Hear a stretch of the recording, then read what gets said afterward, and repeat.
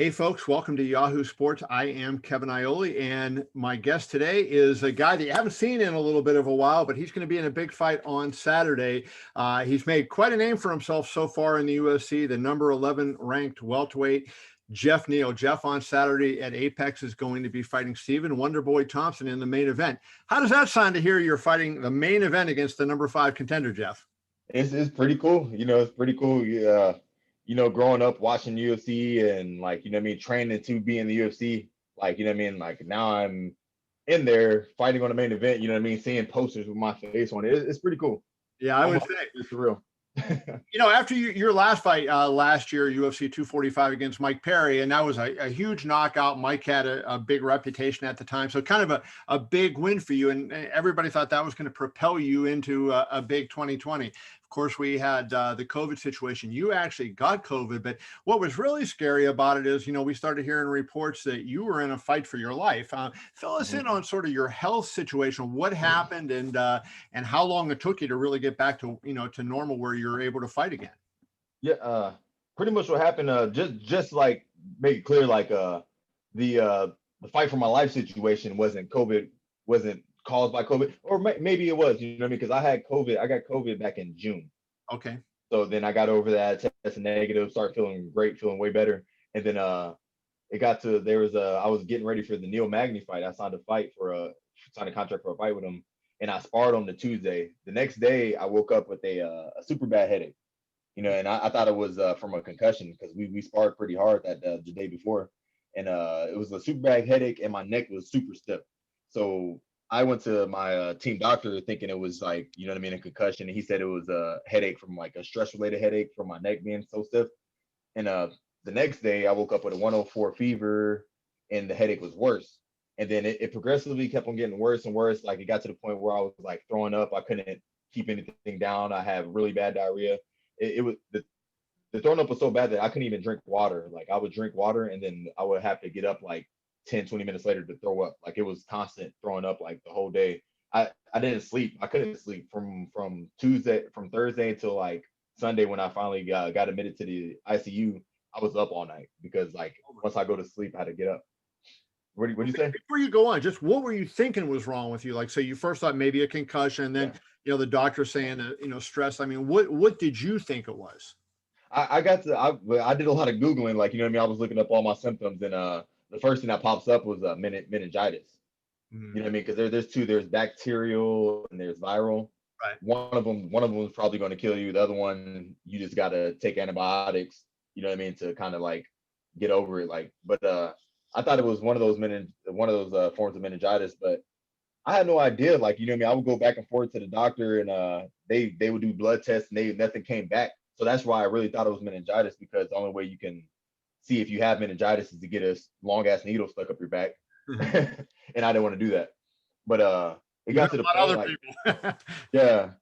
But it got to the point where like I was legit dehydrated from all the throwing up and diarrhea that I had. Like I felt like death. Like I couldn't go on no more. Like I was like, I need to get to a care now. And mind you, I've been going to hospitals back and forth that whole period. I went to like 4 hospitals and they had no idea what was wrong with me. So like I was like, I'm not gonna check myself in an emergency room just for them to send me home. So I just went to a care now just to get some IVs done because I was dehydrated. And then when they hooked me up to the blood pressure machine, it was dangerously low, and like they started freaking out. Like I'm like I felt bad, but I didn't feel that bad because like they were legit like running around calling people like, hey, I need you in here, need you in here. They hooked me up. They put like 3 IVs and they did something where the IVs just like squirt inside your veins. And like after that, like I was like unresponsive for like 15 minutes. I don't remember that part, but they said I was like, I don't know if I was having a seat. I don't know what they were telling me, but I was pretty much unresponsive. And oh my God. The next thing I remember, I woke up and I was in the back of the ambulance and they were driving me to the hospital to get checked in the ICU. It was pretty wild. So what, I mean, obviously you're a world-class athlete. You're in better shape than like 99.99% of all humans. If it had happened to somebody else not in the kind of shape you were in, did your conditioning save you? Did anybody tell you that?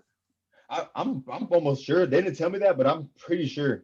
You know what I mean? Because like especially the things that were going on with my heart, you know what I mean? Like I ended up getting discharged with congestive heart failure. You know what I mean? Like for as long as I went without getting any answers and having to just like tough it out myself, like, yeah, I think if somebody that wasn't in shape and that was like, you know what I mean, just, you know what I mean, unhealthy, they probably would have got taken out if they would have took that long, as long as I took, you know.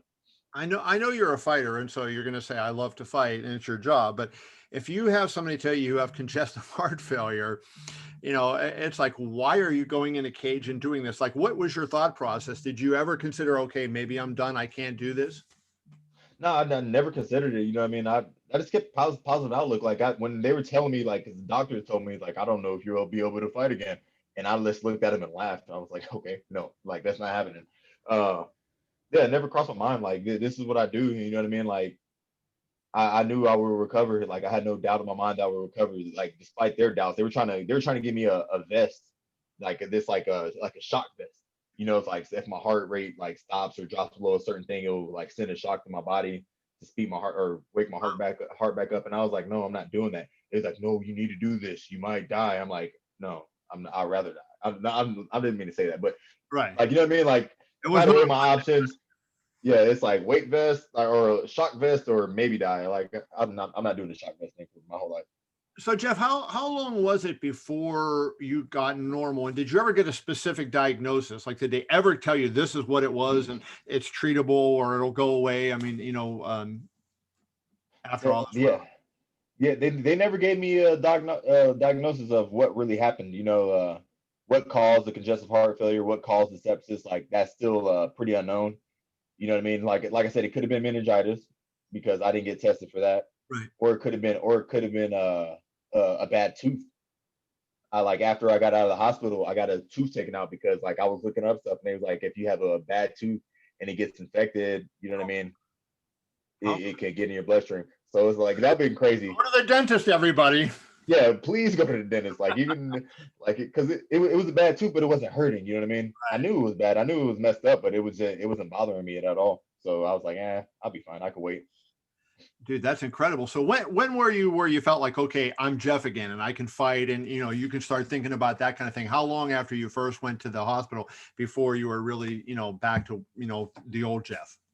Yeah, so let me see. Like when I went, I got discharged like somewhere in like August, like the beginning of August, and I pretty much spent the whole month of August like in my apartment. You know what I mean? Not doing anything. I finally got back in the gym around like September, Octoberish, and it kind of it took me a little bit. You know what I mean? When I first got in, like nothing felt the same. You know what I mean? Like I'm constantly checking my heart rate. You know what I mean? Just like more of it was just fear. Like you know what I mean? It's like my heart really might stop. Like if I push it too hard, but the more comfortable I got, the more my body got used to being back in the gym, the harder I started working. And then like once I got this fight, I was got caught the news of the fight. Like I was already in the gym full swing. You know what I mean? I was starting to push it to the limit. You know what I mean? Then once I got the fight, that gave me even more motivation to really, really, really start grinding. I know, Dr. Jeff Davidson from UFC really takes care of you guys, and the Nevada Athletic Commission is strict. So, did you have to get given what happened to you, did you have to get any special approvals to be able to get licensed to fight? No, I just had the normal stuff. I had to go get I think I had to do another EKG. I don't know if that was like normal or if that was for COVID because they said they added some stuff for COVID that you got to do.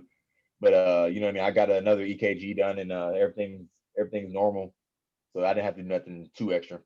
Okay, well, thank God you're okay and you're here with us. Let's just talk about the fight. I mean, Stephen Thompson, an awkward guy to fight, difficult with the karate style and everything, highly successful. You obviously, I was going to say you're called hands of steel, but I see you get a lot of kicks and the kick knockouts and everything. Yeah. So, we got to maybe alter that a little bit. But how do you see this fight going? Do you think it's going to necessarily just be a stand-up fight because of the way that you go, or could it get to the ground? Everything's possible. You know what I mean? I'm training for, like, you know what I mean, just in case we have to get into a wrestling exchange. But my mind right now is to beat him standing up. You know what I mean? I don't want to waste energy trying to take him down because he's not an easy person to keep down. You know what I mean? Really So couldn't like, get him down. huh? Yeah, Really had exactly. trouble getting him down. Yeah. So it's like what it would be stupid for me to waste my energy trying to take him down and then him getting up and then, oh, look at me now, I'm tired, and then his striking will flourish after that. So it's if a situation comes, opportunity come, and I get an easy takedown, yeah, I'll take it. Why not? But right now I'm really focused on what I'm good at and implementing that, and that's striking and punch people in the face. I get a lot of different opinions to this question. People talking about the small cage. So you're going to fight at Apex. You're going to be in the 25-foot cage as opposed to the 30-foot cage. Steven's style as karate is such, he moves around and uses a lot of the cage. I don't know that you necessarily use as much of the cage as he does. So does it favor you at all? Because, he's not going to have that room to, kind of swing away that he would if he had the bigger one.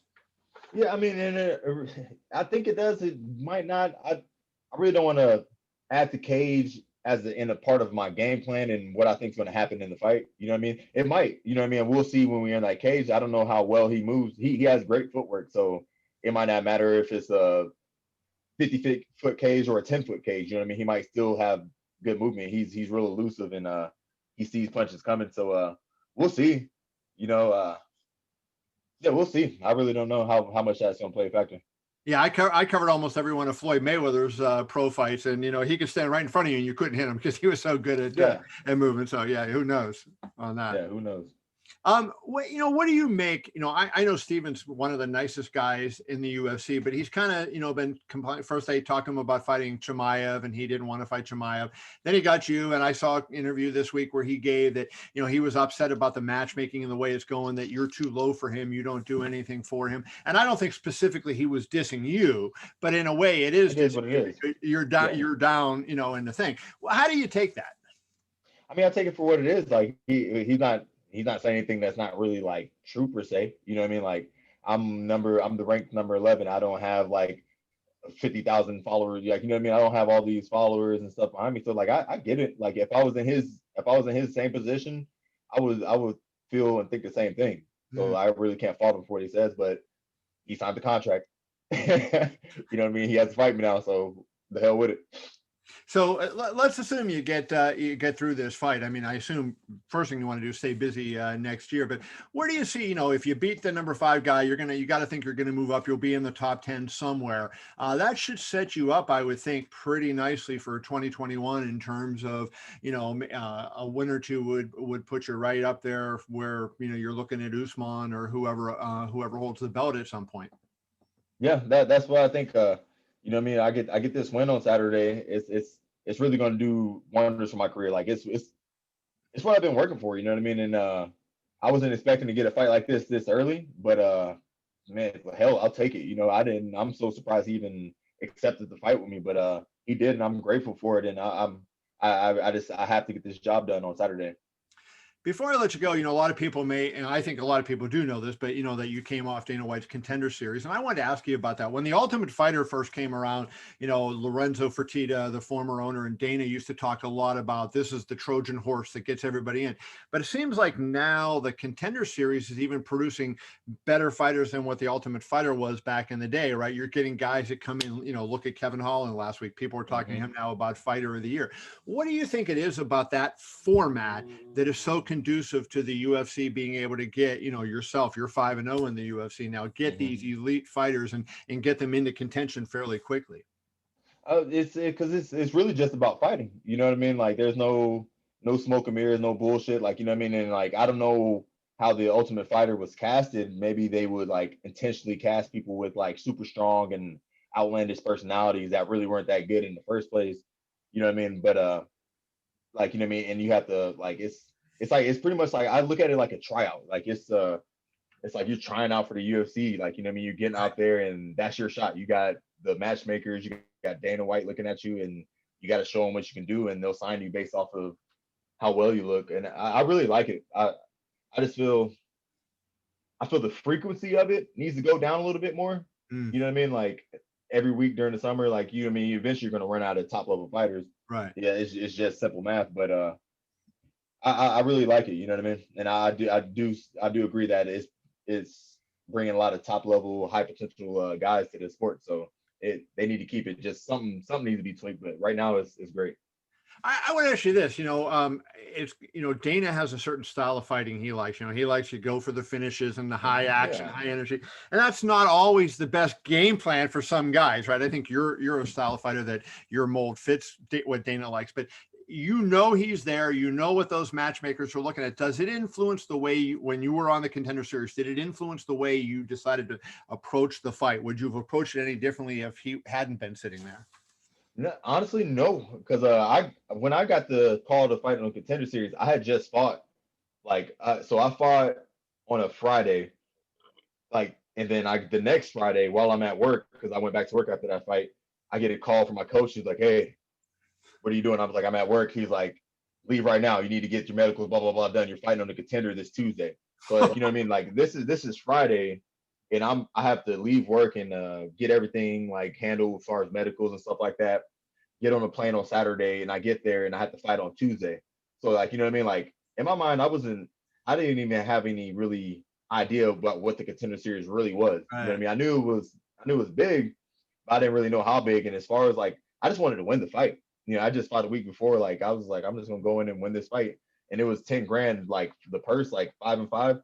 So like 10 grand at that time, it was like, fuck yeah, I just want to win this fight, because I'm getting 10 grand was a lot of money compared to what you're getting paid on the regional circuit. You know what I mean? That's like 5 fights on the regional circuit, and I'm getting that in one fight. Hell yeah.